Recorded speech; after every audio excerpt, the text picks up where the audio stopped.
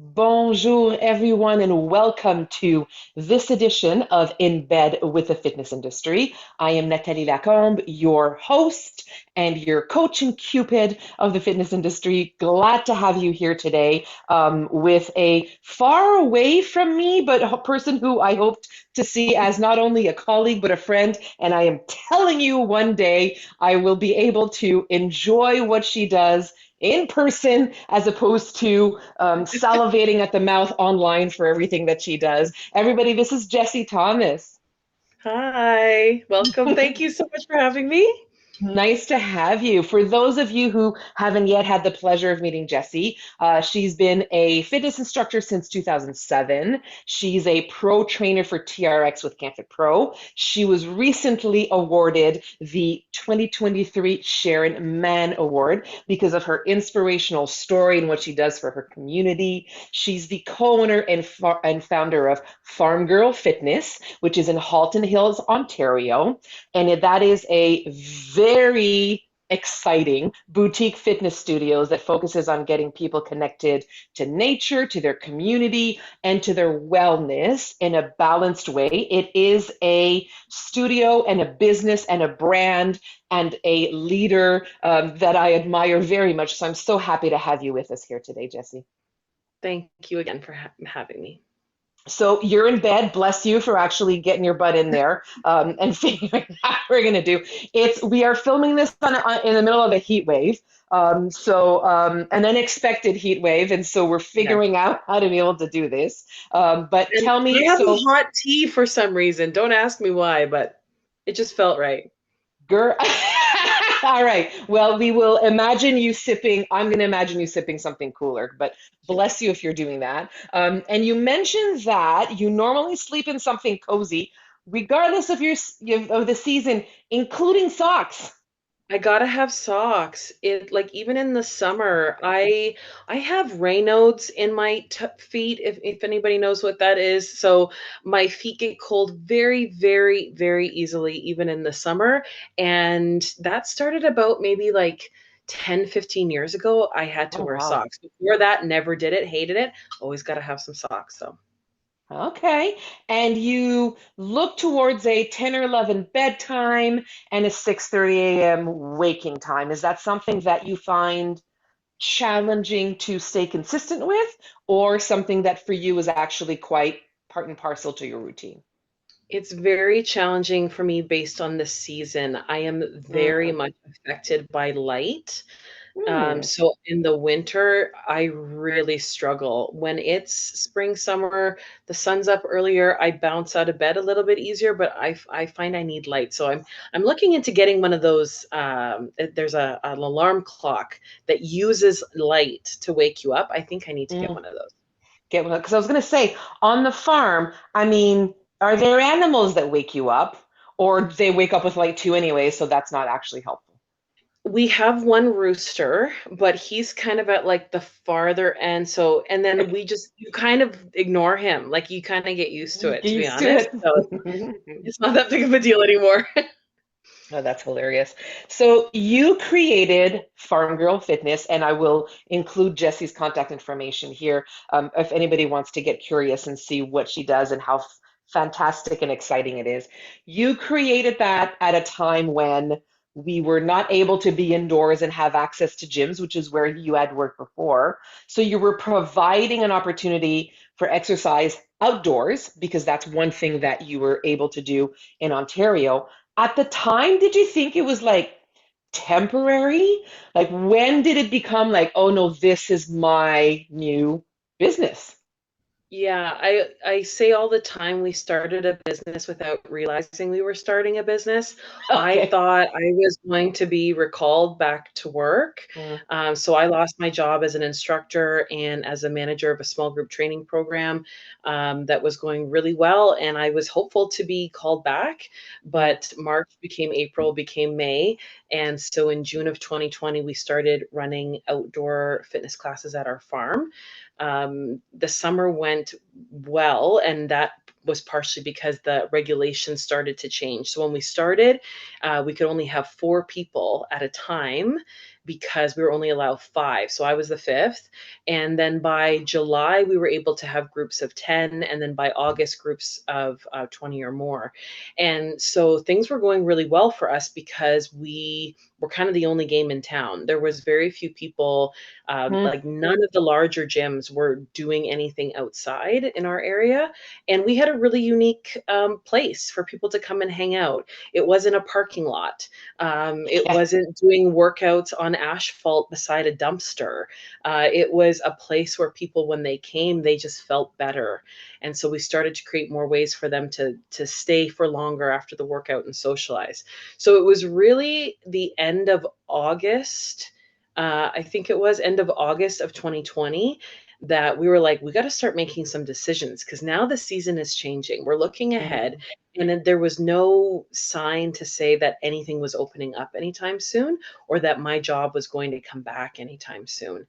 And so I had jokingly said to my dad, so we live on the same farm as my parents. The farm used to be a horse breeding and training facility for quarter horses for a long time. But over the last few years, we had moved the horses off site. So we had a 16 stall horse barn that was basically sitting empty. And I jokingly said to my dad, Dad, I think I might need to use the second level. So there's a big loft on this upstairs of the barn. I said, Dad, I think I might need to use that and turn it into a studio. And my dad the next day said, I have a better idea. Why don't you take the downstairs? And then he kind of Mm. presented a way that we could retrofit the barn. And so that's when it kind of became real, where we're like, oh, we have a venue, we have a place, which for anyone who started a fitness business knows, to have your place is the toughest thing. Mm. So once that was offered to us, and thankfully my husband, who is extremely handy, we knew he could do the work. Which again, during COVID, it was impossible to find contractors or supplies Mm. or things like that. Mm. So because all those stars were kind of aligning, it was really September of 2020 that we made the decision to say, okay, we're going to do this, and then that first indoor studio opened in November of 2020. It's funny how so cool and I don't know, ironic, funny, how the restrictions of the number of people kind of forced you to not have disappointment and preposterous goals because you could go from 4 to 10 to 20 to stay outdoors for as long as you want, then go indoors, but you were still had some bit of an open air thing. Like it forced you into slowly growing the expectations of your business. I'm Yeah. not saying by any ways it was easy because you and I stayed connecting during that and I saw what it was all about. And it was very challenging, especially when some of the restrictions changed. But people often, to your point, open a studio, put a lot of money into it, and then have to get it full capacity super fast. Otherwise, it's not viable. Versus for you, Yes. it was easy peasy, slow. So that was kind of like, I mean, it's an interesting business case in a way. Yeah, it was a blessing in disguise in some ways because Mm. I've seen a lot of people who have made the big mistake of spending a ton of money on stuff early on without knowing if there was a need for it. Yeah, We couldn't spend a lot of money early on, partially because we didn't know what we were doing, also partially because weights were like $3, $4 a pound, yeah, and I cost those just fun. knew like I'm not I'm not putting a ton of money into like equipment. So what we did is we looked around the farm for what we had, and my husband jokingly says, "Let's do the Rocky style workout." So we were using hay bales and tires and sledgehammers and wood logs and stuff that we had in abundance because it was free. And so, we've got some really great pictures of people doing step ups on hay bales and tricep dips on hay bales. And we still do stuff like that just because it's fun. But it kind of forced us to do things gradually. And I'm actually really grateful for that. And authentically, which is one of the things that I love about, I mean, the class that I really want, there's a lot of classes that I want to come take, but as you know, farm chores is one that I really want to take because it's genuine, as opposed to your point, doing the tire flipping and the this and the that.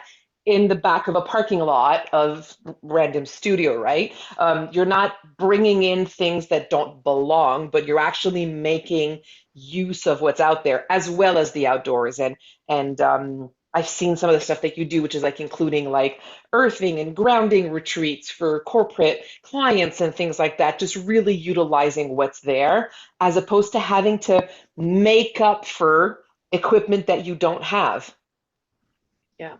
Yeah, the Love ability that you're using to what's get there. people, yeah, and to get people back outside is Yeah. something that people are still looking for. So, it's not quite as, uh, top of mind as it was, let's say, 3 years ago, but there's Mm. definitely still a need for people, to have a venue that makes them feel good from the moment they arrive. If it helps, I did see something recently in one of the wellness articles that I get, which said because of how hot this summer has been, in a lot of places in the world because of how hot it's been. The concept of retreating to heat and the beach, like the yoga Bali retreats and things like that, people are not going into the wilderness and the mountains because it's too hot in those places. And I'm like, well, there you go. Now Yeah, there's other yeah, places. Maybe the winter ones will finally become more popular because of that. People needed to cool off a little bit. yeah. One of the things I've noticed about what you do, which I'm curious to hear about, and I'm sure everybody would like to know more, is how you genuinely and openly talk to your clients on social media, talk to your audience, talk to people on social media. You are on camera speaking, and I'm thinking about stories in particular on Instagram, pretty much every single day. Do you see, or did you intentionally do that to build trust and community, or has it just become an integral part of the brand and the community at Farm Girl Fitness? Maybe a little bit of both. I do think it Okay, is an okay. integral part, though. Like, it's kinda become second nature now, Mm, but I do think it is an integral part, and it's a tip I give a lot of people when it comes to their social media mm, because, like, all sales revolves around trust. But fitness really, really, really revolves around that because fitness for a mm, lot of people is so vulnerable. As instructors or coaches, like how many times have you had people just like sit and cry with you or bare their soul to you or mm, whatever? I've had lots of times where that's happened, and it's like a form of therapy. And sometimes fitness brings stuff up. So people know that, especially if they're kind of starting from scratch. So the more people can see you authentically, the I think the better chance they have of being willing to give you their time, their energy, their effort, their money. mm, Because there is a lot of competition out there for a lot of people. And so, you know, some people would rather go with someone they know versus something that they know. So the mm, big box type of thing, it serves its purpose, but it doesn't have that personal appeal. And so for us, that's really important. We always say like we want our studio to feel um, like it. We don't want to feel bougie. We want people to feel like they're getting the extra touches, but we want it to feel like country comfortable, like country mm, hospitality. And so for mm. us, that involves us getting to know people. And I mean, you communicate about everything, whether it's a schedule change, whether it's a power outage, whether it's a new class you're thinking of putting in, or recruitment of instructors and trainers, or anything like that, or what's just quite simply going on at the farm. It's been a way for you to communicate that. Versus, I mean, I can only imagine the number of emails you would have to send if you had to do it by email instead of just posting it on there. And I feel like you've coached your clients to if the weather's bad, see if she said anything in stories. And if yes, then we're good to know, we're good to go kind of thing. So it's simplified and accelerated that communication, I would imagine, with your clients. Yeah, at the beginning, it was really out of necessity because I didn't have any software at the beginning. I was literally Yeah. taking I had like a sheet in the first like 2 months, so like writing people's names in and anyways. And I didn't have software that facilitated having that easier communication. So we do have that now. We do have more support in that way, but I always tell people too, like it's the first place that I'll post something will be there. So that most of them are used to it. and it's instant, and it's, easily accessible for most people. So I love that you did that. Um, Very happy to see, very, very pleased to see how at this year's CanFit Pro Women Who Influence event, you won the Sharon Mann Award in Scholarship. Congratulations for that. Thank you. Um, and it's not your first award. It's not your first recognition, because I've noticed some other opportunities that have come your way in the past few years. Mhm. I'm curious what the nomination process and putting yourself out there, what impact that has on you. Is there a growth opportunity that you see, which is something that a lot of people would find very frightening, but Mhm. evaluating your own accomplishments, looking at how you've grown, how does that impact you as a professional? I think it's like do awards and stuff give credibility to you after so many years of doing what you do? I think they do. The hard part, though, of all of this stuff is the nomination process, like you said, because then you Mhm. have to then submit stuff, which is you talking about yourself, which is very uncomfortable and goes against the grain of trying to find that balance Mm, between, letting people know who you are and what you do and what you stand for, but staying humble and realizing that you only have what you have because of the help of a thousand other people. The other mm, thing with awards is like, and for me with the Sharon Mann Award, it was a lot of imposter syndrome that came up. Sharon Mann's story and my story feel very different.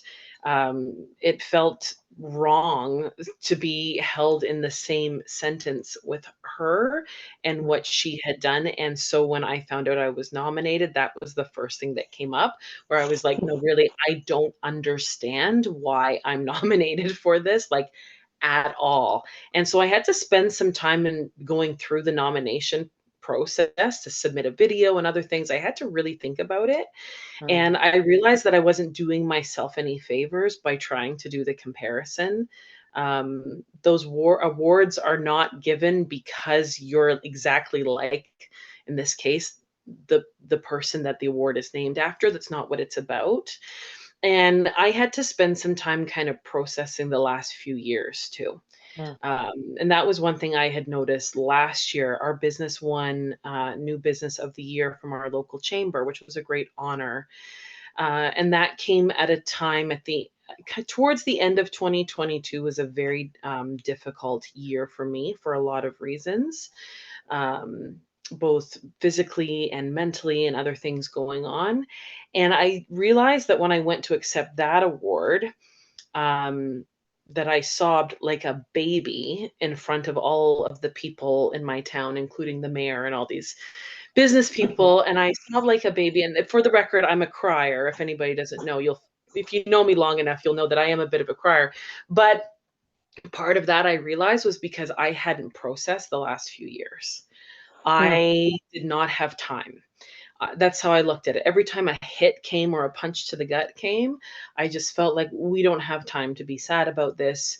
We do not have time to have a pity party. We only have time to figure something else out.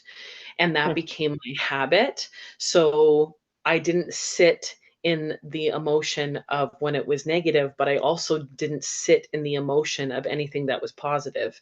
I didn't let that ever sink in. mm, And so when it comes time, when these awards come and somebody says, no, stop, pause, think about this, that was kind of hard for me at first. So the Sharon Mann Award was another reminder for this year to kind of do that and not worry about comparing myself, but look back on the last few years and look at it through a different lens. When we were going through the thick of it, it didn't feel like courage. It felt like survival. But the difference between the two is how you look at it. And when you're in mm, survival mode, you're just thinking about how to get out of it. But when you're thinking that the same action could be viewed as courage, usually by somebody else, when we're in survival, we don't think we're being courageous, we're just surviving. but other people look at you as being courageous. It's often in hindsight that we look back and we see it different through a different lens. And this award helped me to do that. Good, good. In hindsight and in the words of other people, are you able to hear those words, that feedback, those testimonials from clients, from peers, from the people who award the awards? How are you at hearing what they're saying, taking it in, Mhm. accepting it, and then knowing that it actually maybe helps define or solidify the road to continue on to help people even more? Yeah, it's a reminder of the effect that we have on people Mm, here. I've always found that really interesting over the last few years is being able to realize what our greater impact was. I mm, remember in the first few months, people just saying, I feel better just as soon as I pull down your road, I start to feel better. Or when people were done class, like they would just sit outside, mothers and daughters that both lived in condos and so couldn't meet to be with each other and they were mm. and I had taken all that for granted. I've grown up in wide open spaces. I take it for granted, right? And so by Huh. extension, all these other things over the last few years too, eh, being able to hear where the impact is being made is very interesting and it helps us to know where to continue to put our focus. Yeah, good, good. I'm happy to hear that that's so, again solidifying the incredible impact that you do have on people. I got goosebumps when you said a couple of those pieces of feedback, so I'm so glad that that you're recalling those and hopefully when needed. Your brand and business could be seen as being like super niche, and it is really unique. Because I'm literally, interestingly enough, have a coaching call with a client coming up, a fitness industry client who's struggling with this. It's like, but I don't want to say no to people. How do you not feel limited by the farm girl fitness niche? And how can it still allow you to flow with trends? Uh, yeah, I love talking about this. This is actually what I spoke about a little bit at CanFit Pro this year, and talking about how to try to find your ideal client. The first step is figuring out who that is in the first place. Mm, And when I did some exercises, my presentation was online, and so people are communicating through the chat. And I tried to get the group to say, define who your target customer is. And the first message that came across, somebody said, women over 50 who are overweight. And I was like, okay, can we can we go a little deeper than that? And the discussion was, I'm afraid though, if the more I narrow down who I'm yeah, after, that yeah, means there's less people. But what happens is you have more people raise their hand to say, hi, I need your help. Marketing is not just you putting your stuff out there to people. The whole point of marketing is that you inspire that person to click the link, to the right make the person. call, to Yeah. send the DM. And so Mm, if the more you niche down, somebody says, "Oh, they're speaking to me," and then they are mm, inclined to reach out. So it's that idea of think of having somebody said once, think of having uh, depth, not just width, as far as your reach. mm, So great, you have 30,000 followers, but there's only about 30 of them on there that might ever give you money. I'd rather have 300 followers, and yeah. 90% of those people are all people that I serve. So, for example, Farm Girl Fitness is technically named after me. Farm Girl Fitness is not women's only. We have guys that come here, but it's probably like one of the number one questions we get. And every once in a while, somebody says to me, you should change your name. Mm. And I say, thank you for your opinion. But at the end of the day, my target customer is women. And so if I was to change everything about myself for the sake of getting 10% more men, to me that doesn't work. My target customer is a woman, ages 45 to 55, professional, has 2 kids that are older, goes on 4 vacations a year, drives a Tesla. Like, this is my I know who my person is. I have Mm, lots of people outside of that person, but that's my main person, and I have reasons why I want that to be my main person. So, mhm, my mhm, as much as it might appear like we're niche, mm. um, the niche group is still more than I could ever handle. And I think that's Yeah, what people forget when they narrow it down, like, do the numbers. Like, let's say geographically, if you had to look in your yeah. town, target market, men or women, great, there's that many people. Target market, what's the age? Narrow it down, narrow it down. You'd probably still come out with like 1,000, 2,000, 10,000, 20,000 people that would fit that. There's no way you could accommodate all To those. accommodate them. That's exactly what I was thinking. It's not like most people can accommodate more than a couple of hundred, even if they wanted to. And if you're talking Exactly. about trainers, we're talking about a couple of dozen, depending on what it is that you're doing, whether it's group, whether it's online or anything else. But yeah, for sure. I love that. I love that it's there. And it helps you flow. It's still, if something comes in that you're excited to do or that you want to get into, it's not because it's not specific to a farm that you're not necessarily going to add it to your repertoire. And I'd say, like, the focus is on our niche as, like, who the client is, Mm, rather than the niche of just the workout.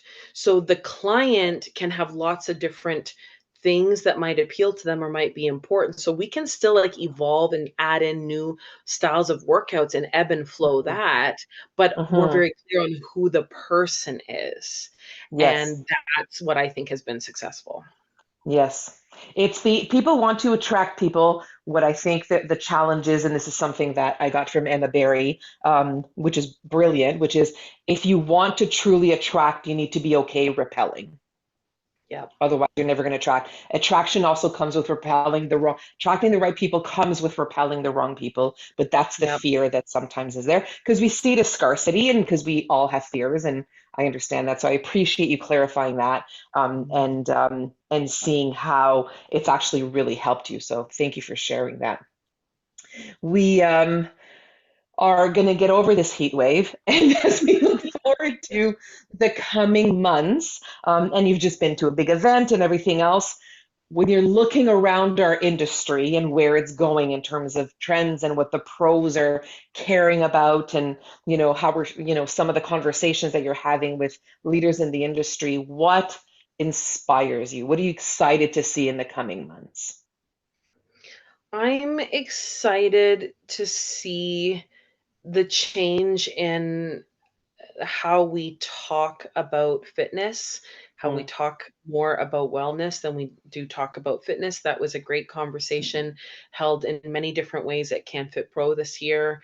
Um, because that definition, great, you're fit, but are you well? mm, There's a boatload of people that we know would not be able to say yes to both of those things. So it is something that came out of the pandemic that is now on the minds of people a bit more, which I think is great. So seeing the industry acknowledge that, I think is going to help us all in the long run. Whether it's that we get more support one day or that we become deemed an essential service or whatever. If people are talking about it, people in the industry are talking about wellness over just fitness or over just aesthetics. It's going to serve just so many more people. I remember at one of the sessions at the conference, somebody said, like, there's a lot of people where the word fitness actually scares them. We've probably all met people where I you think say, it's like, it's most people. most Most people, people. it Yeah. literally scares them, and my friend Kim Basler was with me, and she said, "Fitness is the new F word," and Ah. somebody said, "Oh, put that on a shirt." But, if you talk Mm, about wellness more, you can get more people engaged. So, seeing a focus on that, which, as we know, has to do with all things, nutrition and sleep and mindfulness and all the things. But then also seeing in the industry the shift of, really being able to serve everybody and everybody. There were so mm, many great sessions, and if you look around at other conferences, you can see that people are finally starting to look at this. Um, it's very exciting to see that that's the case because again, we can just serve so many people and Mm, instead of isolating so many people and allow people new people to come into the industry too. The more we talk about it, the more that guy or that girl who perhaps in the past thought that they weren't fit enough to be a personal trainer or an instructor, maybe now they will step up because we need them. We need new instructors and coaches and trainers. We need people to feel like they belong even within the industry from that side of things. So I'm mm. excited to see where that goes. Me too. And I'm excited to see what you continue to do. I'm excited to one day, and I think I promised Nikki Coyne, and I said this to you when we're at Women Who Influence, going to grab her in Uxbridge on the way Perfect. and get over there and do farm chores and other things. We might just stay, maybe a I have a hostel or guest. something. I have a guest room. It's fine. We'll figure something I'll out. put you in the chicken coop. No problem. Okay, she would actually be very comfortable there. I'm a bit more of a city girl, but not No, needless to say, I look forward to continuing to connect with you. Thank goodness for social media, and also be able to do something in person and continue to be inspired by your message, what you represent, how you communicate. So not only the who you are, but the how you keep delivering that in a way that is so authentic and inspiring to me, and I'm sure lots of other people. Thank you so much for joining us today, Jessie. thank you for having We'll me. talk soon. Thank you.